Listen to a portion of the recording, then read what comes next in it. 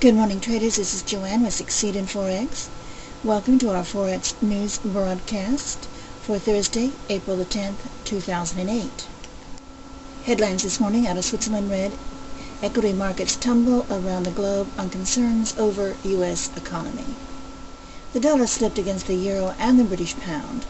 It was hurt by continued concerns over the U.S. economy. The equity markets tumbled beginning in Shanghai and ending in New York. The International Monetary Fund announced that the U.S. is slipping into a recession. What investors are mostly concerned about at this time is the spillover effect of the housing market into many other sectors of the economy.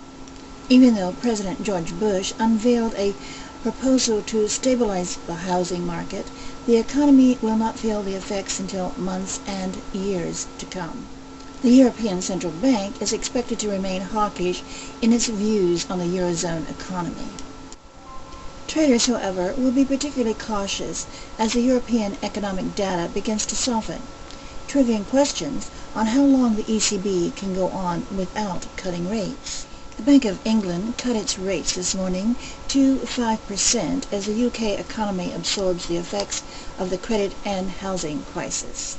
The euro traded to a high of 158.65 and the British pound to a high of 197.92 against the US dollar in yesterday's session. In the Asian session, the yen barely moved against the dollar after the BOJ's decision to leave interest rates at 5% after yesterday's meeting.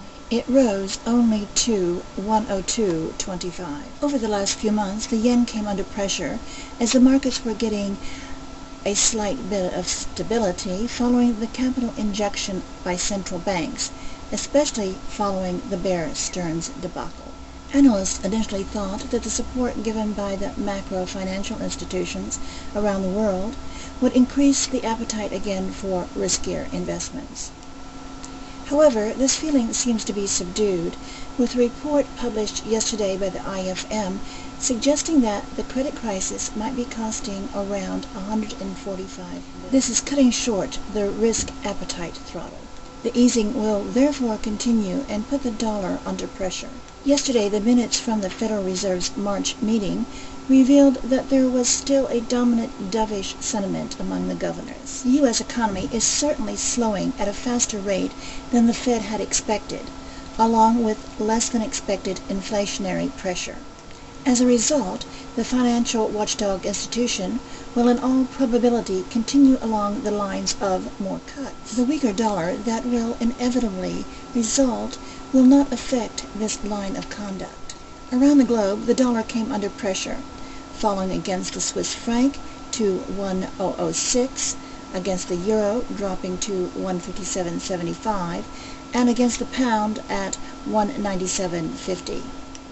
The dollar's decline is notwithstanding the gloom that is shrouding the UK economy as consumer confidence index dropped to a 4-year low. The BOE was expected to cut its rates to 5%, which it did this afternoon, but this action has yet to prove to be a stimulatory factor. The ECB, on the other hand, was expected to keep its rates on par at 4%.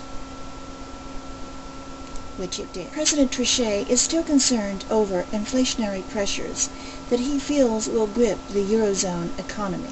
The ECB Council is using the latest CPI numbers, which jumped to 3.5% in March, as the reason. We have yet to see, however, a clear stance on growth prospects. Many analysts still predict a rate cut to come possibly to 3% by early next year. What the data shows is a clear decline in economic activity, a factor the Council will have to address at some point. That concludes our news for today. We hope you'll be able to join us for our next Forex Market News broadcast. Before we sign off, we would like to invite you to join us at our website at www.succeedinforex.com, where our motto is, Traders Helping Traders Succeed in Forex. There you will also find a link to our Yahoo forum, which is also called Succeed in Forex. We hope you'll be able to join us there soon. Happy pipping to you until we meet again.